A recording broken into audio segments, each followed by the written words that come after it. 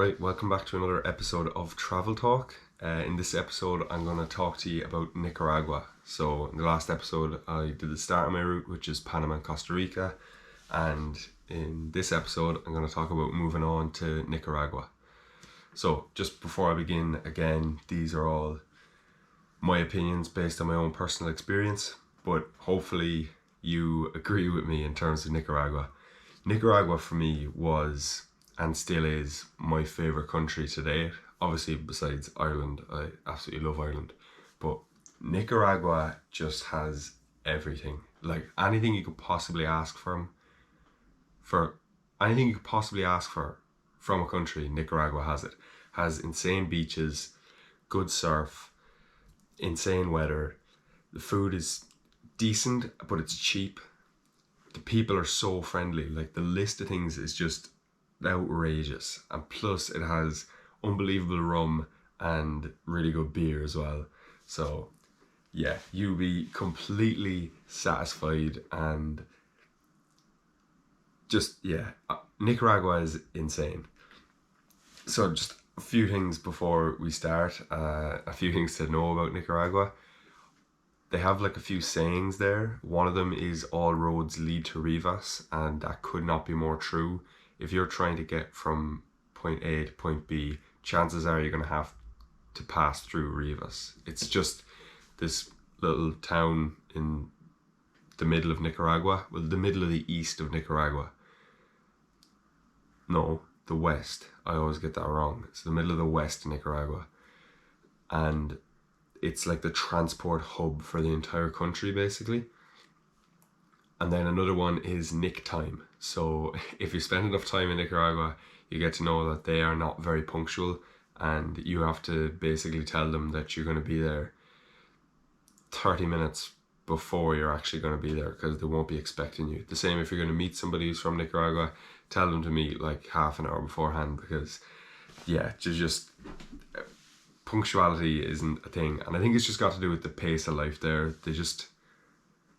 They're so relaxed, and it's really, really refreshing, especially if you're coming from like big cities and everyone's always in a rush and no one has time for you. Like, Nicaragua is completely different. Like, it's so slow moving in terms of how people go about their day. Like, nobody's in a rush, everyone has time. It's completely different.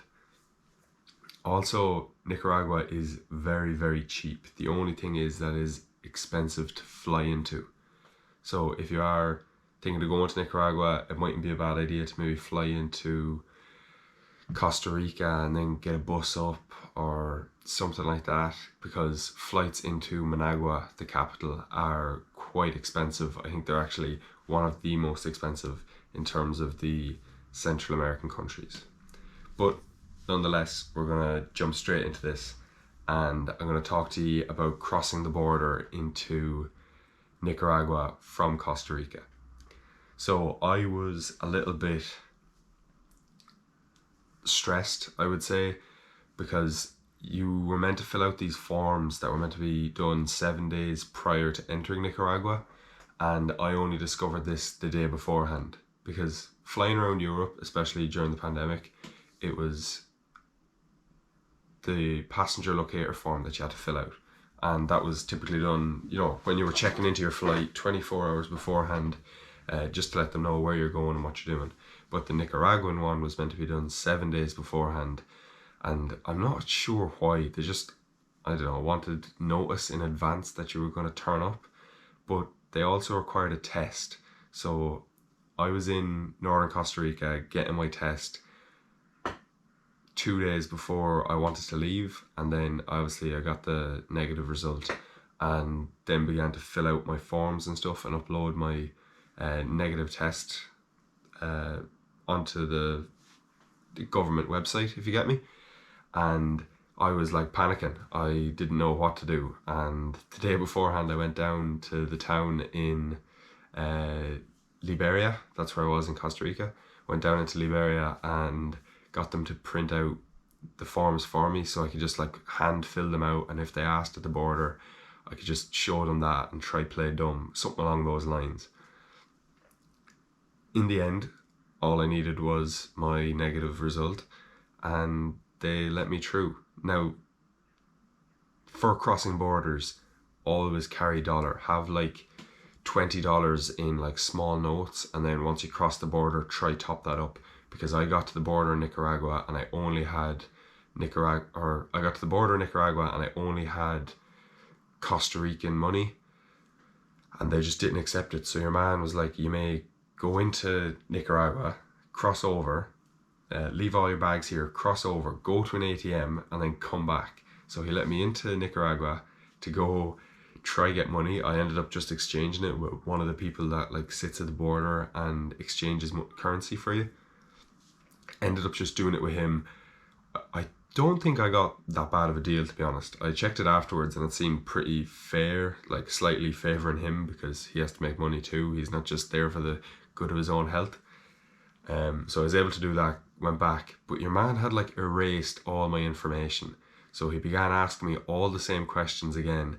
And even though I've never done anything wrong and there was no reason for me not to be let into the country, for some reason in those situations I just get anxious and like stressed, and yeah, that just wasn't pleasant. But there was no hassle like getting in. It was just me overthinking the whole situation. So if you are crossing over into Nicaragua, or any border for that matter, just always have like a few dollars, say $20 in like small notes if you can, and it just covers your cost of entering the country. A lot of them, you have a tourism tax thing and you have to pay that, which is, I mean, it's just their policy. I guess you pay it on flights. It's like included in the flight, but when you're crossing the border, obviously you just pay it out of your hand. So when I crossed the border, it's quite a long walk down to the bus stop. I think it was about like a 10-minute walk down to the bus stop, and all the taxi men will tell you, oh no, the bus is gone. There's no buses going on it could be Wednesday, and they just be like, yeah, there's no buses going today because it's Wednesday, which is not true.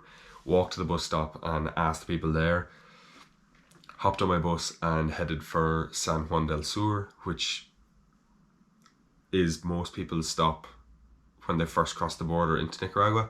So that's where I went for. I got dropped off like at this junction, and they were like, oh yeah, the next bus just goes down there. They're really helpful on the buses. You tell them where you want to go, and if they can't bring you directly there, they'll tell you, oh, stop off here and you have to get another bus. It'll be here in like 20 minutes. But again, Nicaraguan time, they were like, oh, the next bus will be in like 10 minutes. And I was checking my phone and it was like half an hour later. So I was like, I'm just going to start walking and I'll try catch a lift on the way or try catch the bus on the way or something. But I hate just standing. So I began to walk, and then this like taxi pulled over, and two people from the Netherlands were in the back, and they were like, do you want a lift? And I was like, oh, I actually don't have any Nicaraguan currency at the minute. And they were like, don't worry about it, just hop in, we'll bring you down. And I think that just goes to show how nice people are when you are traveling. People go out of their way to help you, and yeah, kindness of people doesn't go unnoticed when you are traveling. And just in general, when you're talking to people, like people can be really, really nice. Like, they were so sound for that. They brought me straight to my hostel and they were like, don't worry about it, like, go have fun and hopefully see you after, or see you in the town or whatever. So yeah, I stayed in Surftown Hostel then for 5 nights. I picked that hostel because I was under the impression that they would bring me surfing because it's in the name. And the thing with it was, you had to have a minimum of 4 people that wanted to go surfing, and then they'd rent the boards to you and bring you to the spot to go surf.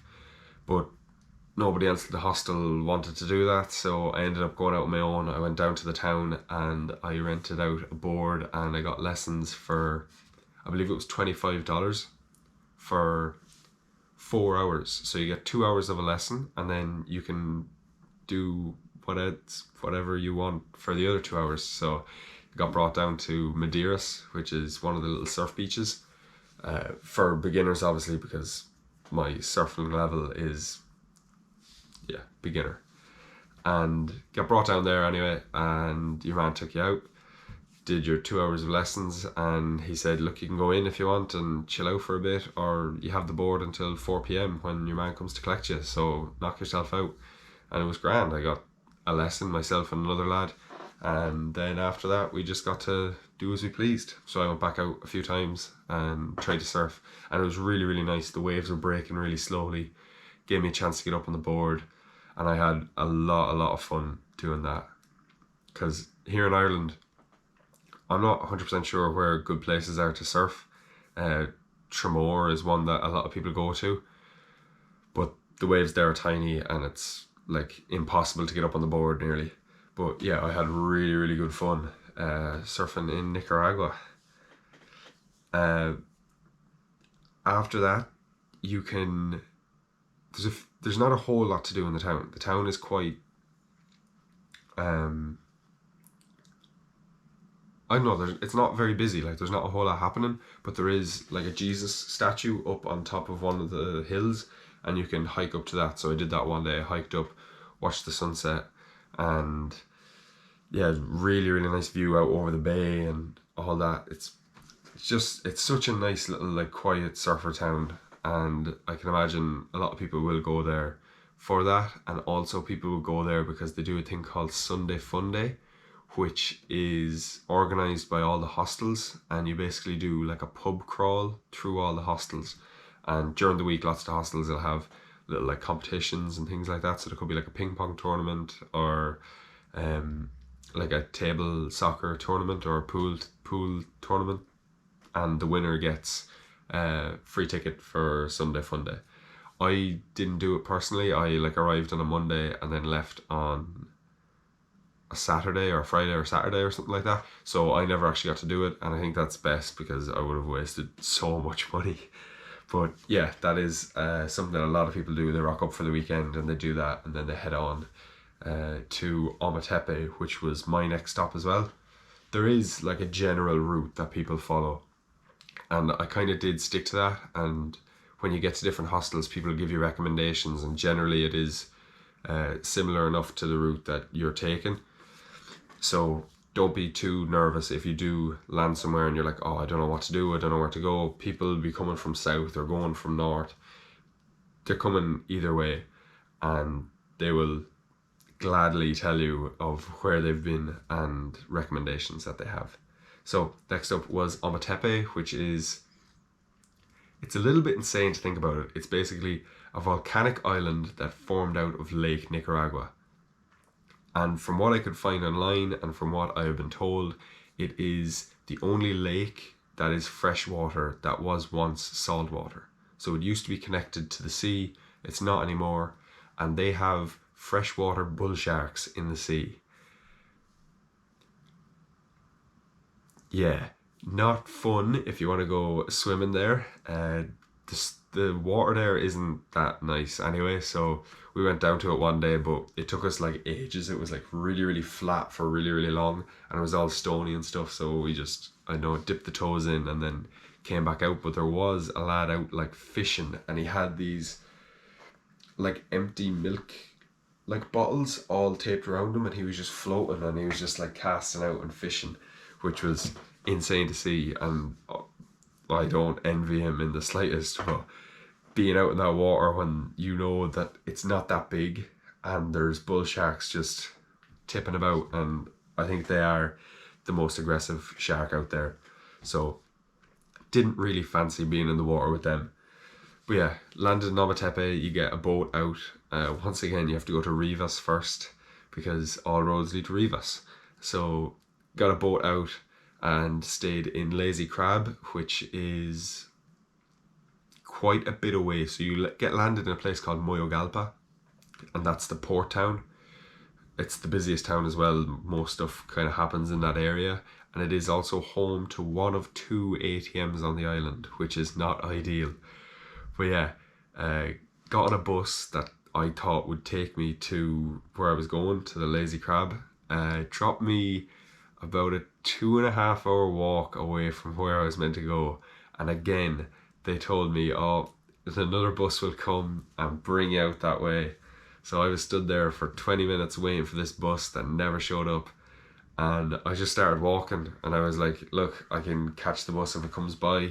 And a bus never came by. I walked for like an hour and a half, and then after that I was like, here, fuck this. Saw that there was like a taxi on the side of the road, so I was like, here, any chance you can bring me to Lazy Crab? And he was like, yeah. I got overcharged 100% because there's no way the taxi was meant to cost as much as it did. I can't remember exactly how much it was, but I just remember like kicking myself for booking somewhere so far away. And then I got to the hostel and they didn't take card, which was stupid of me to assume that they did. Like, you should always have cash. So the girl working there, Hannah, she was from Scotland, she was like, look, don't worry about it, you can pay at the end. Because I think I had something like $25 and I was staying there for quite some time. So what I did was I checked in, and then the following day I rented out a scooter, which was such a good idea. If you are going to Ometepe, I would highly recommend renting like a scooter or a bike and stuff, just because the buses are so like inconsistent. You can hitchhike there, which I did once, and it's like perfectly safe. It's such a nice place to be. Everyone's so friendly. But renting a scooter is a really, really good idea, and you basically get free run of the island. Then you're not waiting on anybody, you don't have to depend on buses or taxis and things like that. So yeah, I just rented a scooter. I went up to Moyogalpa, took out money, went to another place called Ojo de Agua, and it's this like natural spring, and it was a really, really nice place to swim. There's like a swing, and there's a slack line that I absolutely slapped myself off. And yeah, just a really, really nice place to chill out. I spent a week there, which was way more than I should have, but I was just really, really enjoying the pace of life, and everything just moves so slowly and it's so relaxed and chilled out. I got to hand wash my clothes because the place next door was just way too expensive in my opinion for washing clothes. It was something like $10, which is way more expensive than all of the rest of the places that I had gotten them washed prior to that. So I just decided to wash them myself. Just got a little bit of soap. There was like this basin thing with like a grid beside it for washing clothes, so I just did that. And yeah, I just enjoyed like chilling out and not doing anything really. It was really, really nice just to chill out and relax. So after Ometepe, I headed for Granada, which is like the next stop that people take. It's like the next biggest town. So you go take the boat back into Rivas, get your bus up to Granada, and Granada is a really beautiful colonial town. There's two of them. There's Granada and Leon. Leon is closer up north. We'll get to that. Granada, really, really beautiful, and you can also take day trips out to Messiah Volcano. So I had seen this in the Budgeteers video when they went through Nicaragua, and you get brought up the hill up onto this volcano. It's not like miles away, or it's not really hard to get to. There's like a path the whole way up. It's really, really common, and you are standing there staring into the center of the earth. You can see all the lava bubbling away down at the bottom, and they have these like viewpoints kind of built up so you can get like a higher look in. And it was the most surreal moment for me up to that point. Like, you're just staring into the center of the earth, like, and you can see like all the stuff that you learn about in like geography and things like that, about magma coming up through the crust of the earth, and you're just staring down into it. You're watching this unfold in front of your eyes, and I just thought it was absolutely fascinating. Yeah, surreal. It was incredible. So I would highly, highly recommend doing that. It's completely safe. They have it very well monitored. They know when it's going to erupt and things like that. It hasn't erupted in quite some time, so don't be nervous about that. Go see that. It's insane. Then in the town you can also make your own cigars. So that was one thing I did, and one thing I was recommended to do was to go and roll your own cigar. So I went to Mombacho Cigar Factory, which I don't know anything about cigars, but they are like a really, really high quality cigar. And yeah, it's really cool just to get to see how they make them. I didn't know that everything was made out of the tobacco leaf. So there's no added chemicals, or they don't put anything else in it. It's literally just tobacco. So it's all these small little tobacco leaves, like crunched up and like squeezed down really tight, and they're all rolled over in another tobacco leaf. So you learn something new every day. Other than that, in Granada, it's just like really quiet little colonial town. There is, however, markets on the weekend, and they're really nice to just like stroll through, see what people are selling. It's usually fruit and veg, things like that, like t-shirts, different stuff. Yeah, I really enjoy my time there. I think I spent like 3 nights there, and I think that was enough. So one day you can go to Messiah Volcano, the next day you can do the cigars, and then you can have a day to yourself. So 3-4 days I think is plenty there. So after Granada, I took a bus. It stopped off in Managua. I skipped Managua. It's big city. It didn't really interest me. People like stop there if they're like catching a flight to the Corn Islands, which is meant to be absolutely beautiful. I didn't go to the Corn Islands because I had like two options. Well, I gave myself two options. I said I can either go to the Corn Islands or I can go to Utila in Honduras. And I really wanted to go to Utila in Honduras. My cousin Cormac sent me his like friend. He's from Honduras, and he was like raving about it. He was like, it's like paradise. So I decided to go to Utila instead of the Corn Islands. But I met the German fella Basti. He was at the Corn Islands, and he said it was insane. It was like paradise as well. So I would like to go to them at some point, but I didn't this time. So I skipped Managua. Yeah, big city, doesn't really interest me. Apparently there's not a whole lot going on. So went on then to Leon, which is another little colonial town, and I believe it was the start of the Nicaraguan Revolution in 2000, and I don't want to get this wrong, so I'm gonna look it up.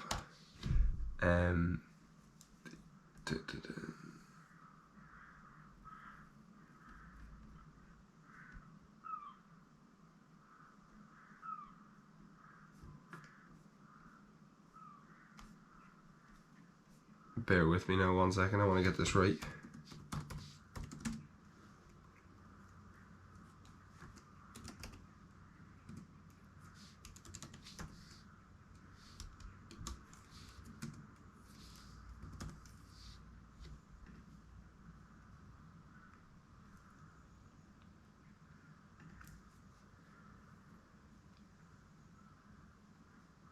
Yeah, 2018. So it was the start of like protests and all in 2018. They all started in Leon, and this is actually where I went on my first ever walking tour. And I do like rave about walking tours because I think they're unbelievable, and you should definitely do them if you arrive in a town.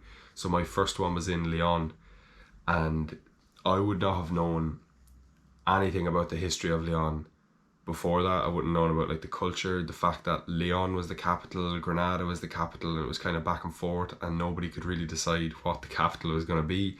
So they just said Managua is now going to be the capital, and you can stop arguing over it. In Leon, you can volcano board, which I had always seen. I believe they're called Rio Travelers. I came across them on TikTok, and they always had videos up of like things to do in, or fun experiences to do in your life, and different videos like that. And volcano boarding always came up, and that was in Nicaragua. So you get brought out on a van or in a lorry or truck, and they have all these like timber like sleds, and they give you like this jumpsuit, and you hike up to the top of this volcano and you slide down it, and it's great crack. I have seen some people videos of people having some fairly nasty falls on it, but it's really good crack, and I would highly recommend doing that. As well as that, the nightlife in Leon is actually very, very good. So majority of the hostels will have something on like every night. I think that's kind of like, it is a common thing in all those towns, from my experience anyway, that one hostel will have something on Monday, another one will have something on Tuesday, and they all kind of recommend you to go to the other hostels, and then in return they get the people from other hostels coming to theirs, and it's kind of like a community thing. They all like work together to promote each other, and it's really, really good. And again, there's things like ping pong or like darts and that like table tennis stuff. Really, really good, and I would recommend you getting involved in those, because you get to meet other people, and then afterwards you get to go out into the town and you get to go for nights out, and then you get to meet the local people. So you're not just with people that are backpacking, you're also with the locals, and you get to meet them and chat with them, and really, really fun. Leon was great fun. I really enjoyed my time there. And we also took a day trip out to Las Penitas, which is down by the coast, and the sunset there was absolutely insane. I believe if you want to surf, that is a really, really good place to surf. So I would highly recommend heading out there, even if you just go out for a day and see what it's like, and then if you like it, you can always go back. It's not too far. I think it's maybe like half hour, 45 minutes from Leon, and you can just go back out and book your accommodation and have fun. There are a few places that I missed in Nicaragua. One of them is Popoyo. That is another little beach town. Again, for surfing, it's meant to be insane. I do really wish I spent longer in Nicaragua. I don't know why I didn't. It was just that I was really enjoying my time in each place, and I felt like I'm having really good fun here. I think I should kind of move on while it's good, and not to leave it die out, if you get me. So like, you go when you're having fun. So you arrive in a place, you have your fun, and then you move on. Because I think if you do spend too long in a place, it can kind of take away from it, and you want to leave with a good memory of somewhere, rather than, oh, I wasted so much time in that place. So I kind of just felt it was right every time to move on, and I was really happy with I was so happy with Nicaragua. It's such an amazing country. The people there are so friendly, and they like nearly go out of your way to help you, and it's absolutely amazing. I could talk all day about Nicaragua, but I won't, because you don't want to hear me talking shite for 2 hours. So after Leon, I had two different options. I could have taken a bus that went through Honduras and then into El Salvador, which would have taken, God only knows how long that would have taken. I'd say I would have been on the bus for 12 hours, 13 hours, especially with like borders there. Some of them are like 10 minutes, others like 2 hours. You just do not know. It's so hit or miss. So yeah, I opted to go for a boat. So the boat takes you up to El Pocito, El Pocito, I think it's called. And you get a boat to La Union in El Salvador. And again, I was under the impression that it was going to take 5 hours. That's what I was told. And it ended up taking something like 10. So I would really hate to know how long that bus would take to El Salvador. And I remember getting into El Salvador, we were just like at border control. I was so hungry, I was so tired, because I'd been up since like 5 o'clock in the morning. Like, that's the time you leave. And I didn't get to my hostel until like late in the evening. So I actually dread to think how long that bus would have taken. But yeah, took a boat trip to El Salvador, and that concluded my time in Nicaragua. I absolutely loved it. It was phenomenal. Like, it's cheap. You have absolutely anything you could want. Like, there's mountains. You can do, actually, on Ometepe, you can hike the volcanoes. That's another thing you can do. You can also hike them in Granada. You can hike them in Leon. Like, there's literally, you're in the Pacific Ring of Fire, which is like the most volcanoes like on Earth, all in like one kind of cluster. So you're like in the heart of that. So there is no shortage of mountains and volcanoes to climb. Absolutely insane part of the world. And if you are going there, definitely visit Nicaragua. It's crazy. Literally the only downside to Nicaragua is if you are flying directly into it, and that is where it gets expensive. I believe Managua is the most expensive place to fly into in Central America. I think I said that at the start of the video. And that's it. That's the only downside to Nicaragua. It's unreal. It's amazing. I met an American chap who was living in Guatemala, and then he said he moved down to Nicaragua, and he hadn't left in like 5-6 years. And I don't blame him. It's a phenomenal country. So yeah, I won't get into El Salvador right now. I'll do El Salvador and Honduras in the next one. But yeah, I really hope you enjoyed listening to my opinions on Nicaragua. Any questions or anything like that, feel free to shoot me a DM on Instagram. And until the next one, take care and cheers.